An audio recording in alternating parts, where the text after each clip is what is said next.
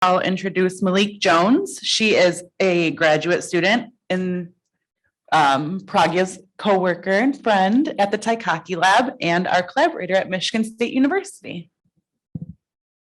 Oh, and she'll be talking about the urothelium drives change to contractility that mimics neurogenic inflammatory signaling.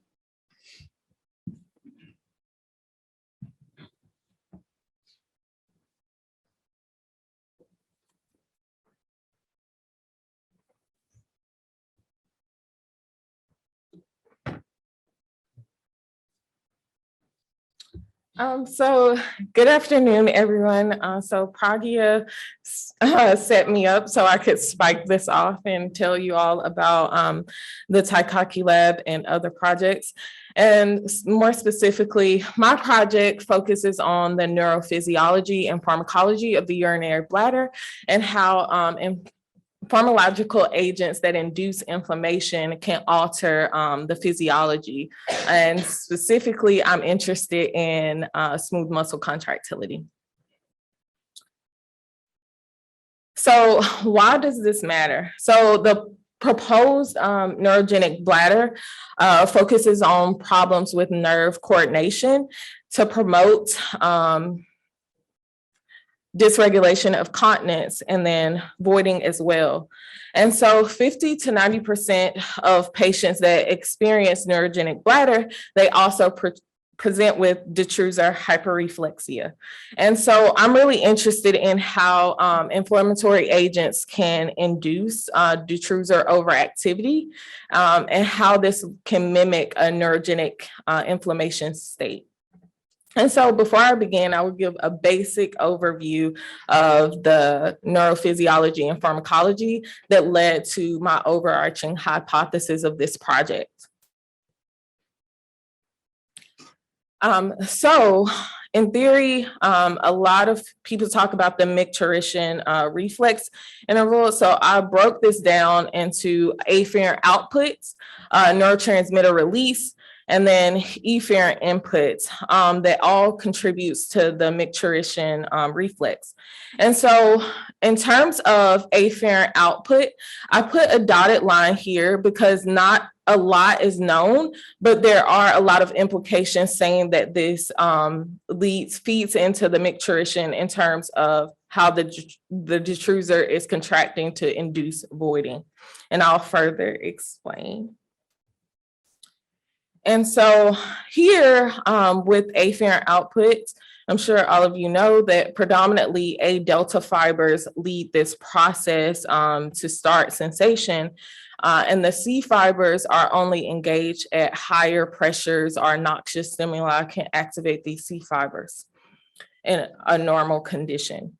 And then you also have here the reason why they say not a lot of anti-muscarinics or cholinergic antagonists work is because of this neuropeptide release that is different. So you have more of like substance P being released in cases of dysfunction. And all of this leads to signaling in the brain to induce this sensory component.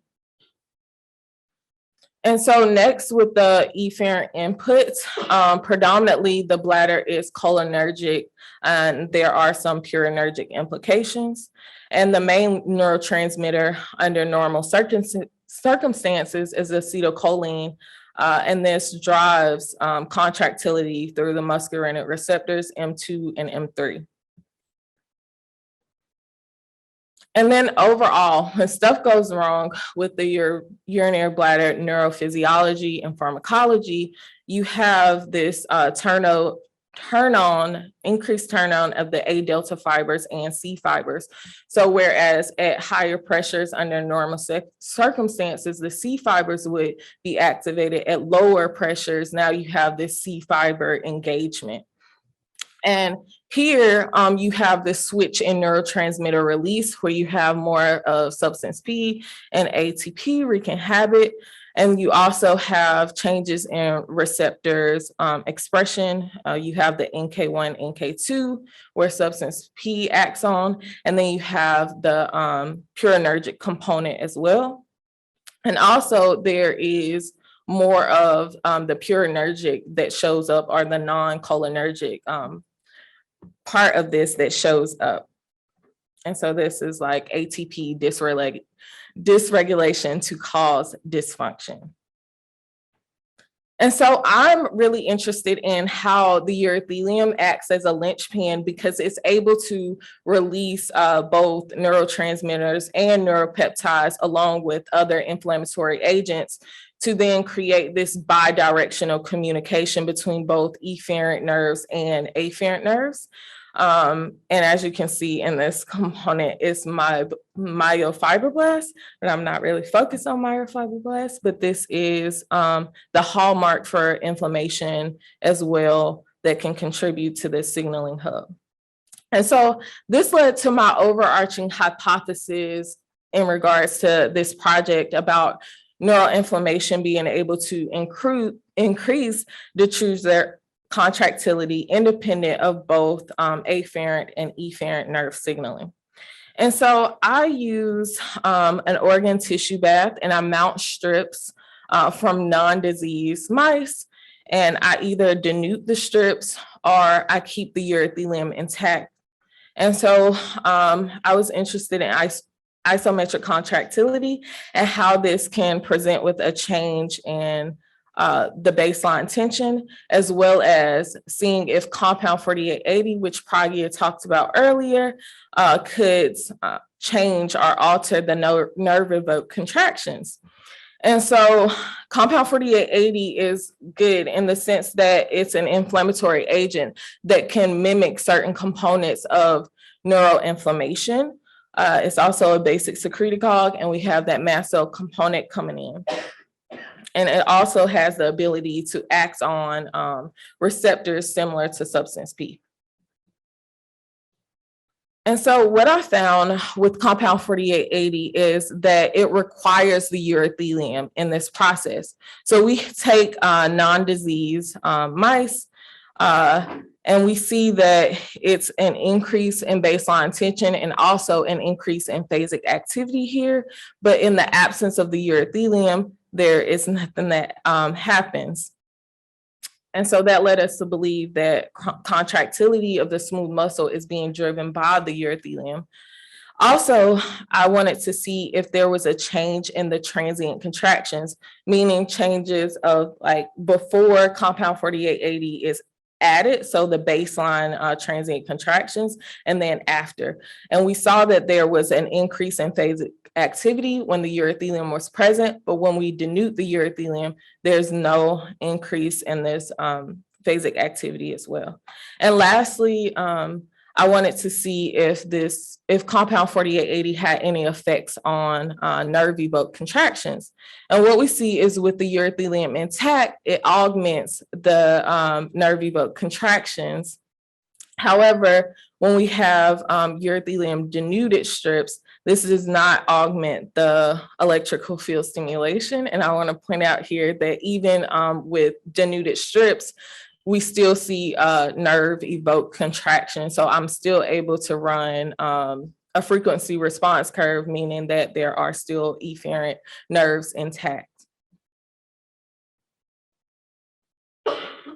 And so we came up with an idea to determine how urothelium-derived mediators were being released. And we asked the question, is this a coupled response or is this a soluble response? So I call this the urobioassay, where I basically weight a urothelium strip in the bottom of a tissue bath.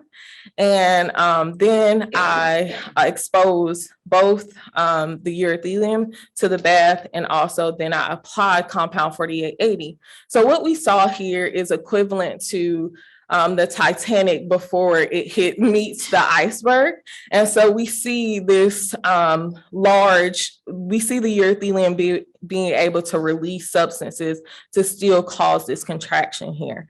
And so backing it up a bit, you have a denuded strip, and then I place the urothelium in, and then I administer compound 4880, and you still get this iceberg effect. So we concluded that the urothelium-derived mediators were more soluble than coupled. Next, I wanted to know if purinergic signaling was involved in this pathway and how ATP could potentially become the initiator or drive this response. And what we found was with a non-selective purinergic antagonist, PPADs, is when we place this on, we see this blockage in the compound 48 induced contractions, which made us believe that purinergic signaling was involved. And then we also wanted to look at how ATP was being released. So we first decided to go with the pannexin-1 channel because it's implicated in the release of ATP. However, we know that pannexin-1 is not responsible for this. And lastly, we see similar to Pragia's setup that the cyclooxygenase inhibitor indomethacin blocks the compound 48 induced contractions, and it also blocks the augmentation of nerve evoked contractions as well. So this leads me to my summary that compound 4880 is able to increase efferent input. It's also able to cause urothelium derived signaling of ATP and prostaglandin being released. And so we're interested in how these two purinergic and prostanoid signaling pathways meet to induce this contractile response. And it's a study that was done that talks about how prostaglandin E2 can drive spontaneous contractions that are independent of efferent nerves. And lastly, for my future directions, I'm looking at how the urothelium can release these substances, and if ATP is causing this, or if it's acting in an autocrine or paracrine manner, and what other prostanoids could be potentially driving this. And so I would like to thank my lab and my collaborators and the P20 as well. Thank you all.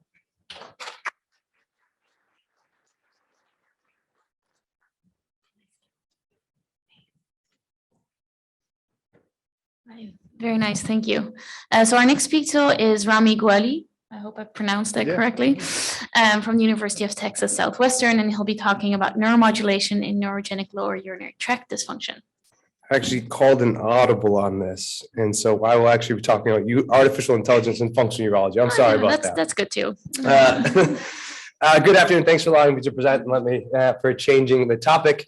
So I'm Ramy Goueli, an assistant professor at UT Southwestern. Here's kind of the outline of what we're talking about: trabeculations as a surrogate for bladder dysfunction and bladder outlet obstruction, machine learning and artificial intelligence primer. This was all very new to me, so I'm sorry if this is going to be old hat for any of you, but I like to kind of make sure we're all on the same page.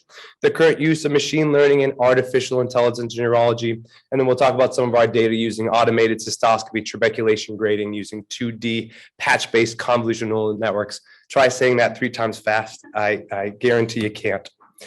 So bladder trabeculation is a surrogate for obstruction. So what are bladder trabeculations? It's a kind of deposition of extracellular matrix and muscle that makes it difficult and maybe as a surrogate for bladder dysfunction or bladder outlet obstruction.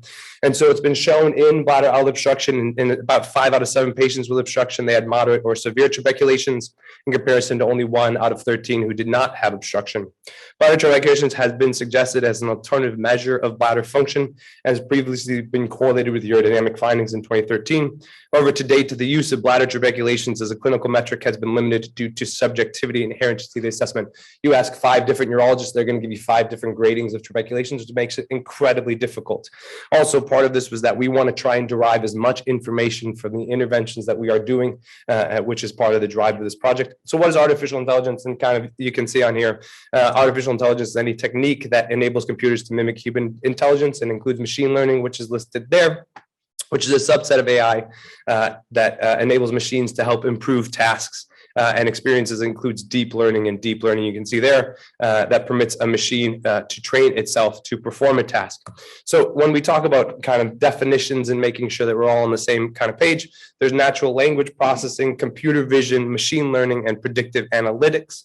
Now, machine learning is the one we'll talk about. It's science and application of algorithms and statistical models that infer patterns from data. And so when we talk about artificial neural networks, we tend to use these kind of biological neural networks. So using all these pieces of information as artificial neurons and multi-layering cascades of stacked neurons, which help in discovering hidden any abstract information present in the data. You can see convoluted neural networks. That's what we'll talk about for our image analysis. That's a class of deep neural networking that's most commonly applied to visual imagery. So when we talk about learning paradigms, we talk about supervised, unsupervised, and reinforcement learning. The one we'll talk about is supervised learning. We know the input, we know the output, and we're just trying to get the computer to say, this is connected to this. So the features are the input and the output are available, and the task is just to replicate the right answer with a training set, and then we give it a validation set to see how well it's done. Unsupervised learning is just saying, hey, here's a bunch of data. It's unlabeled, but try and find some patterns that exist. And then reinforcement learning is through trial and error, essentially, and find actions that maximize rewards. But for our purpose of our studies and for all the machine learning and kind of urology, it's going to be supervised learning. So how we use this in urology? So you use it for stones, and there's actually a poster and a presentation tomorrow looking at machine learning and automated neural networks outcomes following treatment, so shockwave, lithotripsy, ureteroscopy, PCNLs, predicting kidney stone generation and aided detection of ureteral stones using CT imaging. We've used it for renal cell carcinoma. You'll actually notice the next three are for cancers, and these have been used either in radiomics or in pathology. They've largely done a lot of these, trying to differentiate between benign and malignant small renal masses in urothelial cancer, trying to distinguish between low and high grade tumors, address imaging-based cytology and use algorithms to predict treatment responses. So that's interesting. Tumor recurrence and patient survival, and then prostate cancer. Again, this is when you're looking at cell types, Gleason scores, MRI computer-aided diagnostics and surgical outcomes, and biochemical recurrence predictions.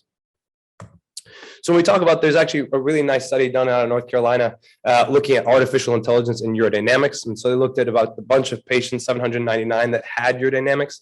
And a lot of these patients were actually neurogenic with spina bifida to say, hey, can we create a neural network that can detect detrusor overactivity?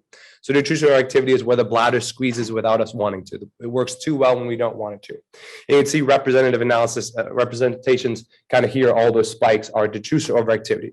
And then creating this wave-shaped manifold to try and mimic all of the different shapes that detrusor overactivity can present with.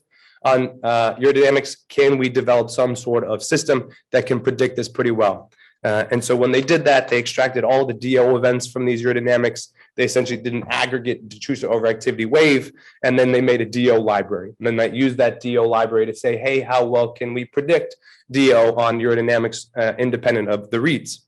And so the results you can see here actually were pretty good, right? So over a five-fold kind of cross-validation where they run the stuff 5 times. The area in the curve is 0.84. The accuracy was about 80%, and the sensitivity was about 76%, and the specificity was about 80%. So the conclusions was, we can use machine learnings in urodynamics to provide a promising performance to facilitate automated identification of DO. So it's really kind of novel stuff. So then we'll go to kind of how we use machine learning in cystoscopy. And spoiler, a lot of this will be done for the urothelial cancers. The urothelial cancers are really pretty, not easy, but easier because they have a different morphology. And so you can isolate and say, hey, this is a cancer and this is not a cancer. And so when we look at kind of the CAIDA, they used a binary classification, cancer or no cancer. And they said, how well can we do? And they had a 93% sensitivity and an 84% sensitivity or specificity.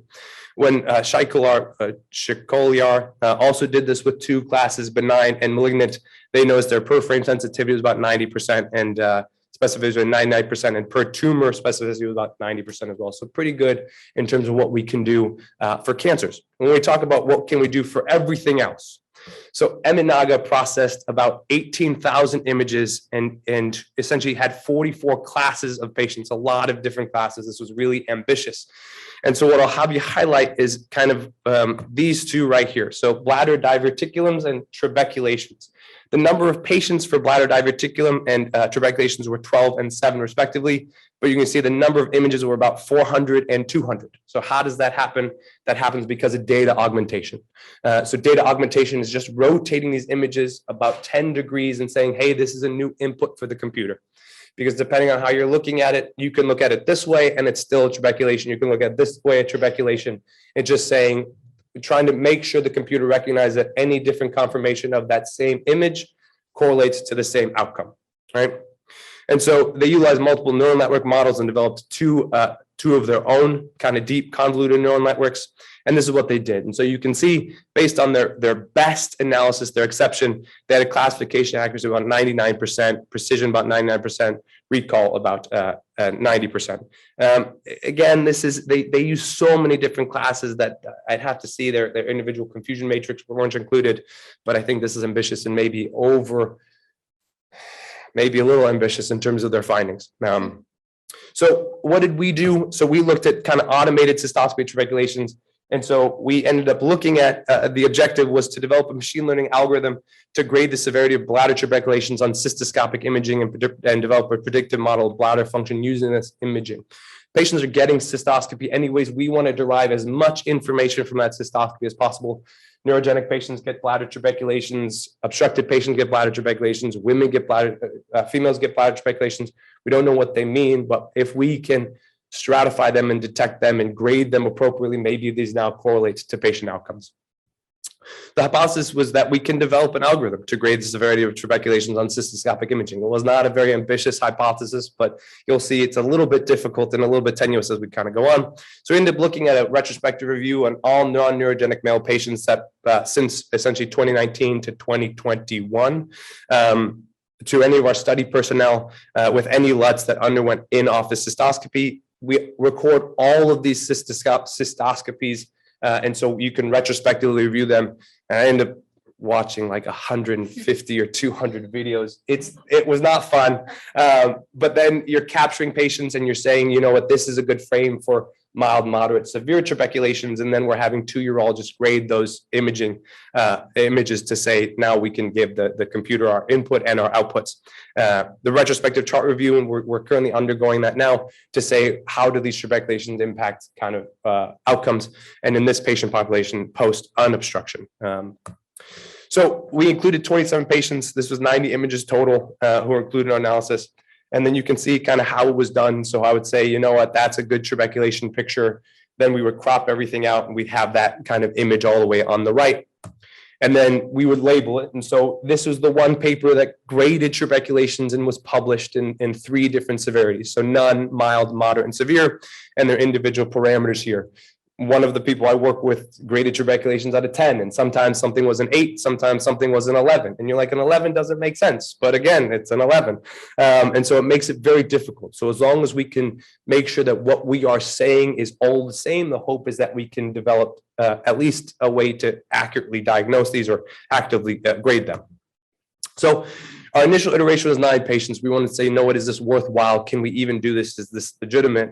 And you can see the image to the left and then how it was processed to the right. And we said, you know what, this image is mostly none. And you can see that's red, green, blue. Mild is green, moderate's blue, and severe is red. And so we ended up training with 512 iterations, and the validation set was a non-augmented random crop image from trained data. And so how well did we do in the beginning? We did okay, you know, based on pixel size, we got about 65% accuracy initially in our training set. And then when we used 128, we had a little bit better, about 75% accuracy.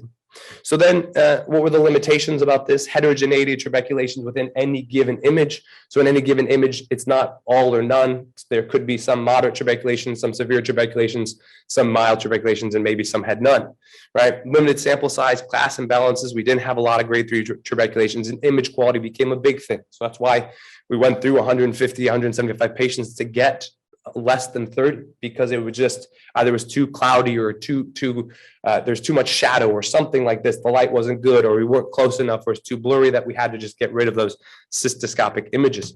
So then we said, you know what? We only have 27 patients. Let's maximize the amount of data that we can get. And so let's grade individual patches. So we ended up squaring away on 256 by 256 crop size images.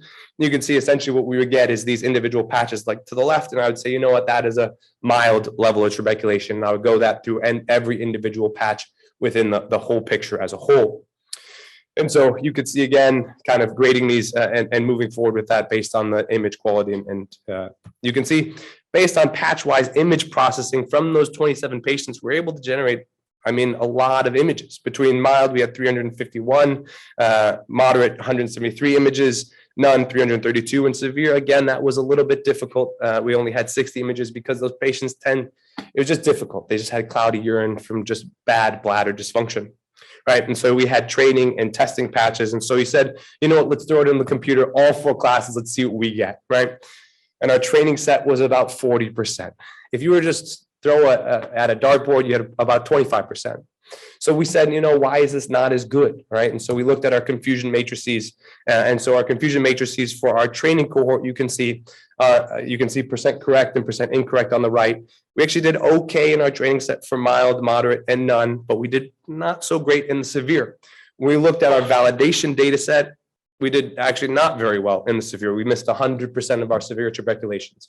So then we had to say to ourselves, are we missing something, right? Is it 4 classes that are important, or is it 3 classes that are important? Can I say mild and none are the same, and then moderate and severe are their own classification mechanism there? And so that's what we did. We ended up looking and saying mild and none, grade 1 and grade 0 were the same. And you can see kind of as we're addressing class imbalances, our confusion matrix, again, for our training cohort, not really that good. And for our validation cohort, also not very good. We're just missing something on the severe tuberculations. We're missing something on the mild and moderate. So it's something that we are missing. So the question is can we detect moderate versus severe? And so we did that, and we did okay in our training fold, but we didn't do very well in our testing fold. So again, it's a matter of not getting enough images of severe tuberculations that we're missing. So then we said, let's just say 2 splits, 0 and 1, mild and none versus moderate and severe. And so we ended up doing that and saw that our test accuracy or training curve accuracy was about 59%, slightly above kind of random chance.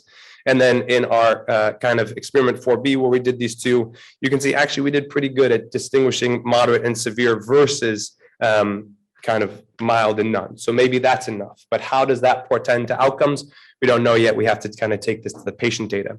So what are the conclusions? It's feasible to do this. We still need a lot more work to do to get all of this done, but it's something that can be done. There continues to be a class imbalance. We just have to go and just find those rare severe tuberculation grades, and hopefully we can get them. Right, data pruning, we had to go through all these images and actually prune data that wasn't very good, right? We had to, even though we graded it, we had to say this is not a very good representation. So we had to do that as well. And then more image patches with severe and moderate tuberculations. So once we've generated, the hope is that we can correlate these to measures of clinical parameters, either post-residual non-invasive uroflow, patient questionnaires, and urodynamics. And the goal is to develop a model to predict kind of how these patients will do and to say in their invasive and non-invasive findings. And then we have a novel bladder pressure measure that fits on a cystoscope. And we also, one of my colleagues has a machine that detects how much is in the bladder. So we can get now at 250, what is the level of tuberculations at 300, 350. And so now that provides an incredible useful tool to say now we're standardizing this across the board. So I'm about 30 seconds over. These are the people I'd like to acknowledge that I couldn't do without kind of everyone here and the bioinformatics core. I appreciate the opportunity to speak at this. It's always a great meeting. Happy to entertain any questions at the end, and here's my email.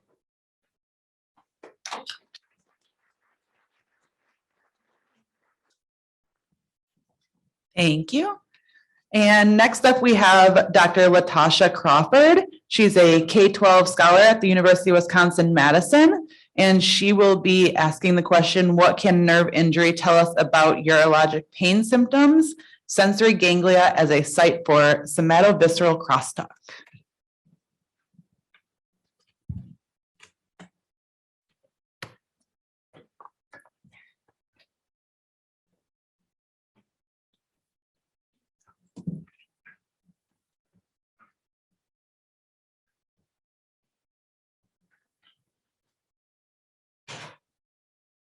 All right, so as this gets set up, I will talk to you all a little bit about the work that my lab does. So I am a different kind of clinician scientist. I'm a neuroscientist and also a veterinarian with a passion, I'd say, for comparative neuropathology. And so I come to this from a slightly different perspective. But one thing that I did want to chat with you all a little bit about today was how we are looking at bladder pain or urologic pain syndromes and learning a little bit from our knowledge of nerve injury, which is really something that tells us a lot about how sensory neurons function and their plasticity. So let's hope that this gets updated. One of the things that we were often, that we found remarkable is that for patients that have urologic chronic pain syndromes, up to 75% have comorbid pain outside of the urinary tract. And so that got us thinking a little bit about referred pain and some of the syndromes we've seen after nerve injury or that sort of a thing. So we wanted to kind of revisit this question with a lens and a kind of different focus on sensory neurons. So what is referred pain and what causes it? If we look at the textbooks, they typically tell us that referred pain is usually caused by some sort of a neuron that's in the spinal cord that can't tell where the input is coming from, whether it's coming from viscera like the heart or the bladder, or whether it's coming from the skin. And so maybe that pain that you might feel in your arm during a heart attack or something along those lines is something that is actually almost a mistake made by the spinal cord. And we wanted to actually kind of challenge this a little bit to ask the question, what if there's another place where afferents that innervate the viscera and afferents that innervate the skin can actually talk to each other or communicate or form part of a circuit? And there is another place. And in fact, it's in this actual image. It just doesn't get a lot of attention, and that's the dorsal ganglion. So the dorsal ganglion, it's a wonderful place. It is a unique part of the nervous system. There's no blood-brain barrier. So there's ongoing exposure to circulating metabolites, signaling molecules, cytokines, et cetera. Neurons there communicate with both GABA and glutamate, which is really quite distinct from some of what you see in the central nervous system. And they also communicate with satellite glia that surround them. So in this image, the neurons are the larger cells. And then those cells that have kind of the smaller, denser chromatin, the darker kind of nuclei, those are the satellite glia that are surrounding them. And they communicate with ATP and also via gap junctions as well. Other aspects of dorsal root ganglia are that they are made up of a really heterogeneous population of sensory neurons that differ in terms of their cell size, which is something that we kind of all understand. But now we're understanding more about how they also differ in terms of their neurochemical markers, ion channels, receptors for signaling molecules, and even in the neuropeptides that they express and are capable of releasing, not just in the spinal cord, but also in peripheral tissues. So sensory neurons have two axons that can release signals. Ultimately, there are a wide variety of sensory neurons that innervate the skin, and much of what we know about sensory neurons comes from our knowledge of the skin. But we think that we kind of use this just to give us this concept that there are distinct roles for these subtypes in sensation, and so perhaps distinct susceptibility to injury. We think there may also be distinct plasticity and potentially distinct roles in pain and in diseases. So long story short, we really like to look at cell-specific mechanisms. One of the neatest phenomenon that comes out of the nerve injury realm is the fact that you can actually get pain that's mediated by more than just the injured neurons. So in this particular model, a spared nerve injury, it produces a really long-lasting allodynia or a pain response to an innocuous touch. And where it happens is not actually in a place where you might originally predict. So in this particular model, we cut two branches of the sciatic nerve, leaving the third branch intact, and that innervates the outer aspect of the foot, the sural dermatome shown here in blue.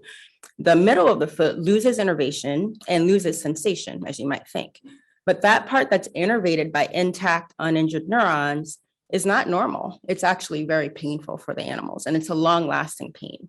And so what we really have here are uninjured neurons that are innervating this region of skin and contributing to this pain. I'll skip over this just for time purposes. But what we've been able to do, if we go through the literature and we actually look to see, okay, what evidence do we have of changes that are happening to uninjured neurons and how they might contribute to pain, we actually find a lot of it out there. And so it's kind of summarized in this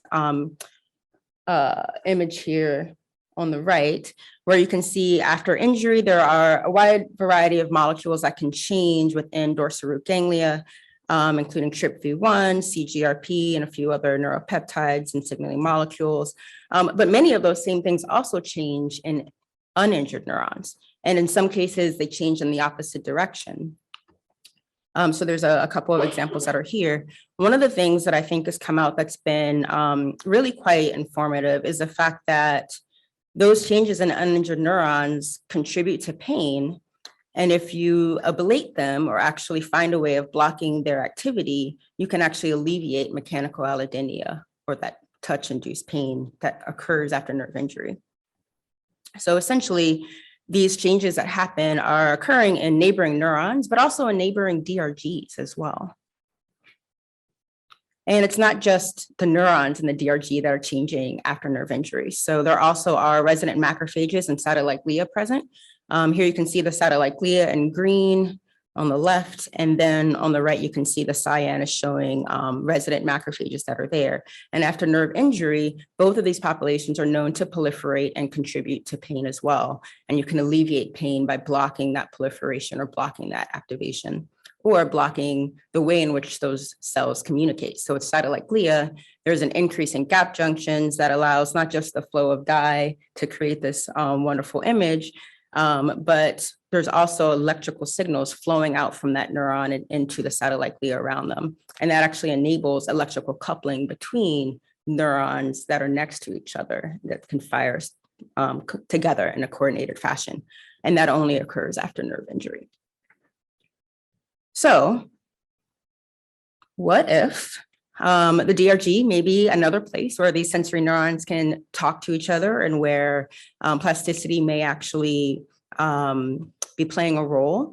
Injury to one group of sensory neurons can certainly cause hyperactivity of bystander neurons that are nearby in the same ganglia or even in nearby ganglia. And so what if we can study these mechanisms to then better understand a little bit more about what happens after pain in the bladder, for example? And so this has been the lens that we use to be able to look at bladder pain. So here's just a little diagram that shows a little bit of the neuroanatomy that we try to keep in mind. So this is showing essentially certain, this is a mouse. So we look at L3, L4, and L5 as being really the major contributors to the sciatic nerve in mice. This correlates to L4, L5, and L6 of the rat. So there are species differences in the neuroanatomy there. And in particular, what we know from our SNI studies, our nerve injury studies, is that that particular dermatome of the skin that has hypersensitivity, that dermatome really has links and anatomic rationale for looking at the L5 DRG. And so that's been one of our major focuses in a lot of what we are interested in looking at. And then the bladder itself has been reported to be innervated by kind of L2, L3, and more rostral DRGs, as well as L6 or S1, depending on the strain of the mouse, essentially, and S2 as well. So these are, this is kind of the anatomy that we're looking at. We've actually done some dual tracer studies that shows that the separation between these populations is not actually that stark and pretty. So there is actually some bladder afferents we can see in L5 and some paw afferents that we can see, for example, in S1. So we took a look at the intravesicular acrolein model of cystitis, which has been reported to have paw pain. And we wanted to know more about exactly what that pain looks like. So we have a very wide battery of sensory tests to be able to look at different types of sensation that implicate different types of sensory neurons. And as we did this, we also were looking at different dermatomes of the skin to see, after cystitis, is there just an overall global hypersensitivity, or is there a different pattern that emerges? And in fact, we saw that there is a different pattern that emerges wherein after cystitis, if you're probing the middle of the paw, you're not seeing any differences after cystitis, but you do see a hypersensitivity, very specifically spatially restricted to the sural dermatome of the foot. So it's a pattern that really kind of caught our attention, knowing what we know about our nerve injury models. We took a look at voiding dysfunction, of course, in these animals, and we're able to get some great assays online with the help of some of our colleagues at UW. And we were able to see in a rather predictable manner that we've got this pathologic degree of voiding. So you have these small, irregular voiding spots that occur. And we're seeing that present at 24 to 48 hours after acrolein, and it tends to resolve at 7 days. So no big surprises there. The interesting thing, though, was when we looked at the hind paw allodynia, we could actually see allodynia persisting in some of the animals as much as 7 to 8 days later. And so to us, it really was quite striking, and it kind of gives a little bit more of support for the fact that maybe there's something happening to sensory afferents, and maybe some of those things that are happening are actually outlasting the resolution of that cystitis. So ultimately, there's a hypothesis that emerges from this, which is essentially that perhaps there's crosstalk between injured sensitized bladder afferents after cystitis and uninjured somatosensory afferents. And that may be happening at the level of the dorsal ganglia. We think that this might be contributing to referred somatic pain, which we can see in our mouse models, and there is some evidence for it in patients when people actually look very carefully for it. And then this may be something that is either perpetuating bladder pain or maybe even altering bladder function, but beyond the actual resolution of cystitis. And so we're interested in asking these questions with a couple of different strategies in the lab. So this is kind of a slightly more updated summary of what we've been able to see from our dual tracer studies. And really, we want to study intact DRGs in order to maintain kind of the local circuitry or the local intercellular communication. So one of the grad students in our lab has developed an ex vivo preparation where we've got a patch of skin, including that hypersensitive region of the skin, intact with the nerve and the actual dorsal ganglia, as well as the spinal cord, so that we can actually study what's happening in the dorsal ganglia without actually having to cut or injure the nerves along the way. And that can kind of be seen here with some preliminary electrophysiology to just prove that our prep is intact. We can also do some great calcium imaging as well. So we've been able to do some imaging in intact DRGs. And we have a really powerful thunder microscope that allows us to be able to look at images of DRG and essentially do this computational clearing that is essentially a deconvolution software, so that we can actually see the neurons a lot more clearly in these whole DRG without needing to clear them with any kind of BABB or other kinds of clearing reagents. So this is just kind of the raw DRG, and we can eventually get some great physiology data out of these. Other tools that we're using also include whole mount staining of bladder and looking at bladder innervation itself. So looking at those sensory afferents that are innervating the bladder. And we also have some genetic tools on board that allow us to be able to study perhaps some novel subpopulations of sensory neurons. So we don't have to rely simply on CGRP, but we can also look at what may be some putative mechanoreceptor subtypes as well. And I'll just kind of zoom through this as it's not quite related, but there are other studies in our lab where we're really trying to then expand from mouse studies into patient tissues. And so there's some groundwork that's being laid to be able to build essentially a comparative neurobiobank that's looking really primarily at dorsal ganglion neurons and then tissues that are innervated by those. So to be able to look at pattern innervation patterns and things of that nature from patient tissues. As a veterinarian, I have access to dogs and cats. And so that's sort of where we're starting. Dogs, cats, and horses, actually. The goal is to then kind of build that out to be able to look at other tissues as well. And that's something that has started to help out with this study that we're using on equine patients, with goals of expanding into other types of studies. And with that, I will say thank you very much. And thank you very much for having me here. I'm happy to be able to share a little bit about what we do and very happy to see folks in person. And also thank you to our sources of funding. And if there are any questions or things like that, you can reach me via these routes. Thank you very much.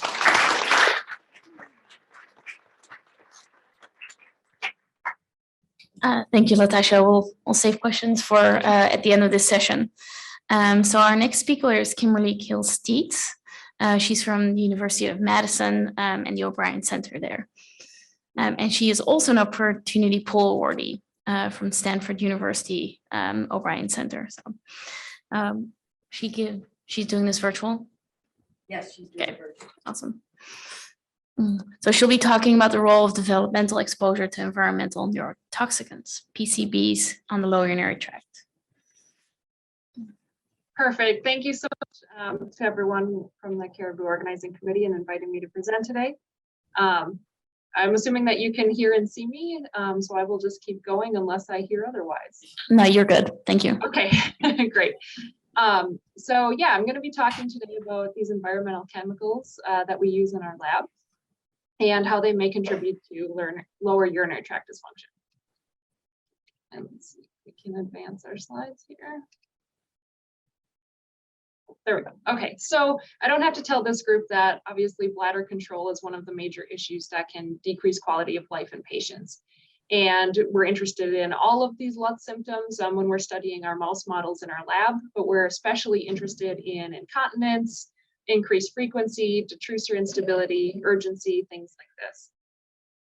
And while we know that LUTS are common in the aging population, we also know that they are present in children with bedwetting issues, but then there's also a subset of individuals that have neurodevelopmental disorders, such as autism, that also suffer from LUTS at a higher rate than the typically developing population. And this is something we're interested in, especially with these chemicals, as they have been hypothesized risk factors for autism.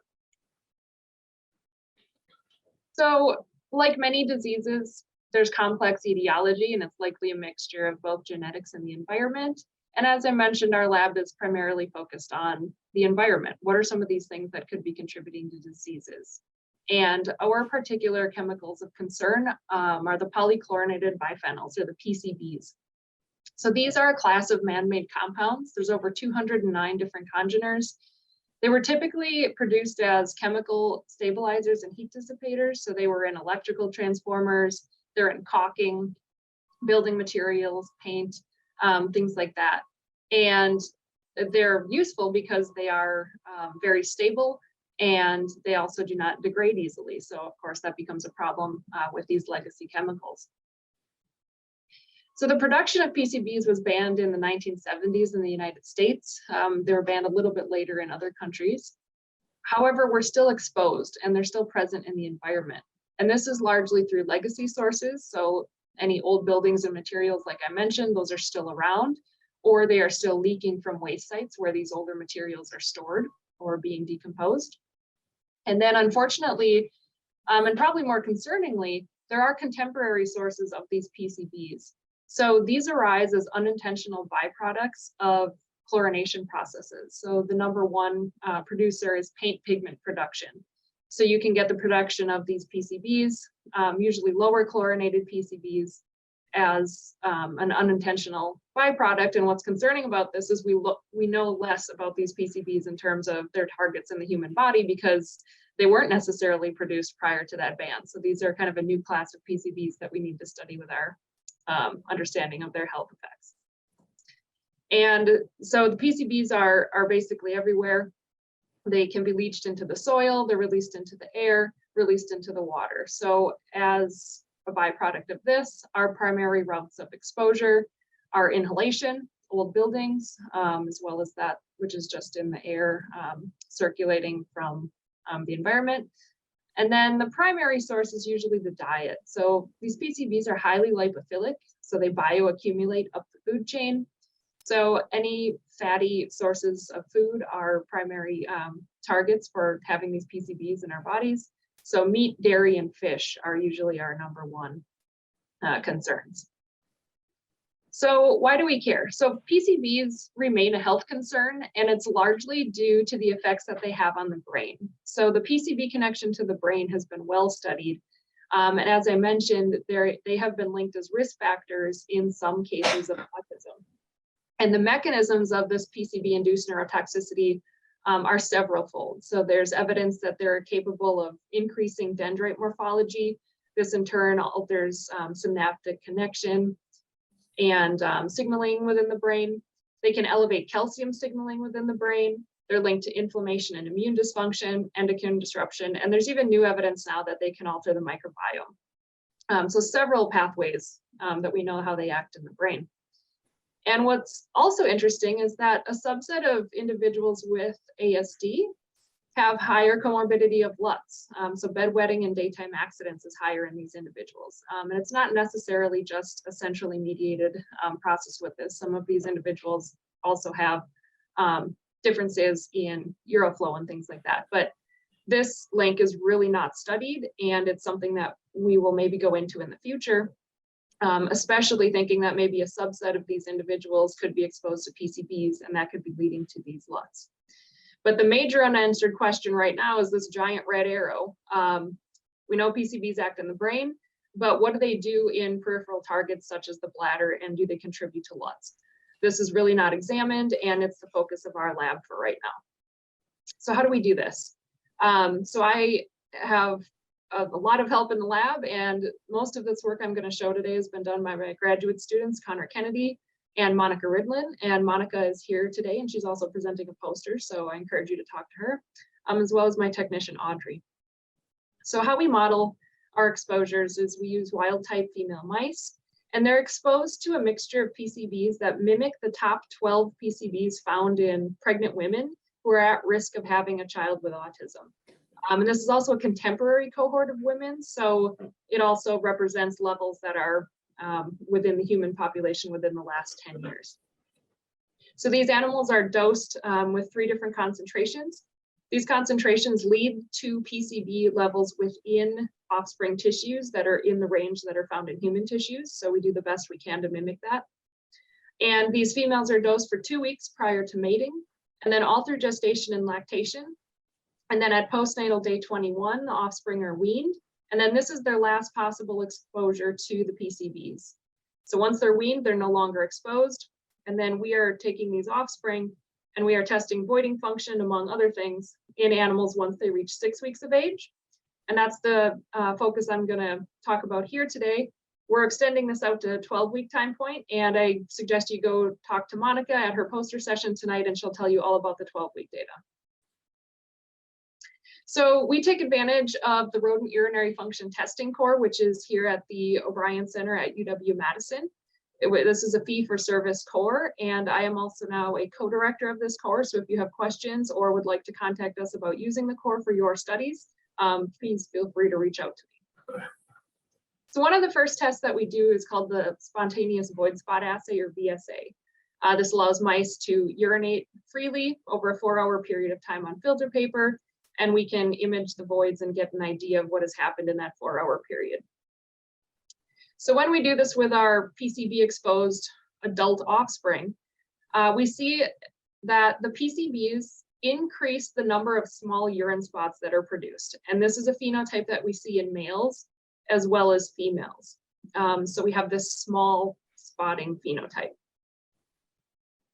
We then want to be able to determine, are these small spots a consequence of one voiding event? Is it several small voiding events? How is this actually happening in real time? And that's not something that we can get from the VSA assay. So we also are able to conduct uroflowmetry.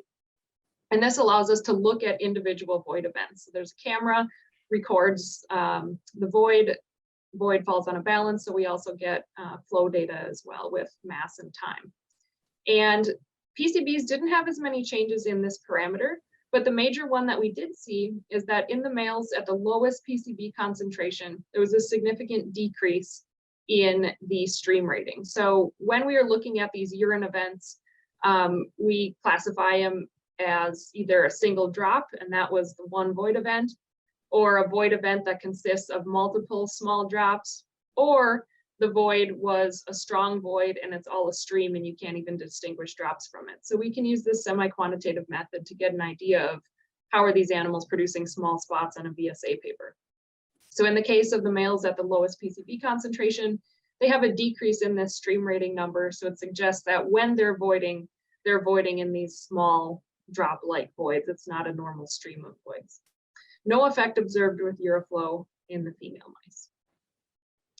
So again, we use a battery of tests because not one of these tests can give us all of the answers, and not all of them correlate one-to-one with voiding dysfunction in animal models. So we like to get as much as we can. And we also like to take a look at the bladder and voiding physiology in animals that are anesthetized, because it takes away the behavioral component that you can sometimes get with VSA as well as uroflow. So males marking their territory, things like that. So mice are anesthetized. We fill the bladder by a catheter in the dome, and we measure the pressure and the void duration. And this gives us an idea of the anesthetized parameters of the bladder. So in looking at this, we have several sex and dose-dependent effects of PCBs in the developmentally exposed adult offspring. I'm just going to highlight two of them right now. And the major things that we see are that in the female animals, there's a decrease in the inner void interval at the low and the high PCB concentrations. So these mice are voiding more frequently. In the males, we see a different effect, and we see an effect in pressure. So in the males at the low and the medium doses, there's actually an increase in the maximum pressure that's achieved during a voiding cycle. So a little bit different phenotype there in the females compared to the males. And we're interested in examining this with some additional studies, as well as looking at bladder bath assays. So because we saw that increase in pressure in the males, we wanted to determine if it's maybe an actual change in the contractility properties of the bladder itself. So we can also conduct these bladder muscle strip assays, where the bladder is attached to an arm and a pressure transducer, and then we're able to record the pressure from these bladders. And in doing so, we can look at several pathways. I'm not going to go through these today, but basically we can apply electrical field. We can look at cholinergic and purinergic pathways. And we are interested in any sort of calcium signaling, because PCBs in the central nervous system are known to alter calcium signaling. So of course, we're looking at all of these. Also interested in the BK channels. PCBs are known to dysregulate these as well, and we've seen some changes in the bladder. But for right now, we use the system and we activate the cholinergic receptors and ask the contractility of the bladder smooth muscle cells in the animals that were developmentally exposed to PCBs. And what we see is that the developmental exposure itself was capable of influencing the contractility in these adult animals, and they're able to increase their sensitivity to this cholinergic agonist of carbachol. So basically all these green bars are showing is that it takes a lower concentration of carbachol to elicit a bladder contraction that's above baseline. And we see that in all of the concentrations of PCBs in the male bladders. However, we only see it in the low and high concentrations in the females. So again, like a lot of toxicology experiments, there are very complex sex as well as dose effects going on here. And I'm going to summarize them a little bit and talk a little bit about the mechanisms, but it's very common to have these, and it's not necessarily known why we see these sex and dose effects, but we think we have some ideas. So just to summarize, in the male mice, the major things that we see at low and high doses are that we have these small spots. So mice are voiding less frequently, or they're voiding a smaller volume when they void. We're not able to distinguish between those two things yet. We also see increased bladder pressure in male mice, and this is a parameter that's unique to the males. There seems to be a change in pressure there with the cystometry. In all concentrations, we see enhanced response to cholinergic stimuli, so there might be changes going on to the actual bladder pathways controlling contraction. In the female spots, same as we saw in males, we get this small spot phenotype in their voidings, which is abnormal. And then we also see the decreased intervoid interval with cystometry in female mice. So they are voiding more frequently, and that also lines up with small spots. So more frequently, smaller volume voids in the female mice. And again, similar to the males, they have enhanced response to cholinergic stimuli, but a little bit more dose dependent. So what are some of these mechanisms that we think are occurring? And obviously we think they're going to be different within each sex, within each dose, but we have to start somewhere. So one of the very first things we ask, and we're at UW-Madison with all the prostate researchers that you heard talking yesterday, could these small spots, especially in the males, maybe be an obstruction type of phenotype? And we looked at the prostate, but there's minimal to no effect in prostate enlargement. So we don't really think that is occurring. But there's other things. So bladder innervation and sensation was one of our #1 targets based on the phenotypes that we were seeing. And some of the work that we've done in younger animals found that there was an increase in the beta-3 tubulin positive nerve fiber density within the suburothelium. So this is only in male mice and at the highest PCB doses. So we think there might be some changes in innervation going on. Thinking about innervation and sensation, we think there might actually be some changes in sensory function as well. And I again encourage you to go talk to Monica at her poster tonight. She can tell you all about this work. This is some preliminary data that she's doing with older animals. But basically after cystometry, we're adding capsaicin to probe the sensory function of the bladder. So capsaicin first sensitizes and then desensitizes the bladder to filling. And we see PCB effects that either mimic capsaicin, or they kind of block the effects of capsaicin, or they reverse the effects of capsaicin, depending on which parameter we're looking at. So there's some evidence there that sensory function in the bladder might be altered by developmental exposure to these PCBs. So next, we also wanted to look at bladder inflammation, both because bladder inflammation is known to influence innervation, and because PCBs alone have been known to induce inflammation and alter immune function in animals. So we also wanted to take a look at this link. And again, we have some evidence that this pathway is also occurring in some of our phenotypes and might actually help us start to understand why we see these PCB dose effects. So with our high PCB exposures, we actually see an increase in mast cells, and the 2 previous presentations from this session are a great setup to this, and we need to maybe talk to you and have some collaboration here. But PCBs significantly increase the mast cells at the highest concentration, and specifically in males. And what's also interesting is that these higher PCB levels, the increased mast cells are positively correlated with the beta-3 tubulin presence within the suburothelium. So whether the mast cell phenotype is contributing to increased nerve fiber density and sensation in the bladder is something we're looking into, but certainly might be one of the pathways that's leading to the male phenotypes at the high PCB concentrations. Interestingly, looking at the low PCB concentrations, we see a different phenotype.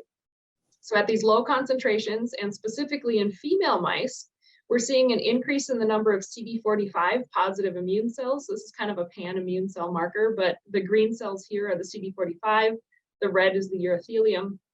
And we have a significant increase in the lowest PCB concentration in females.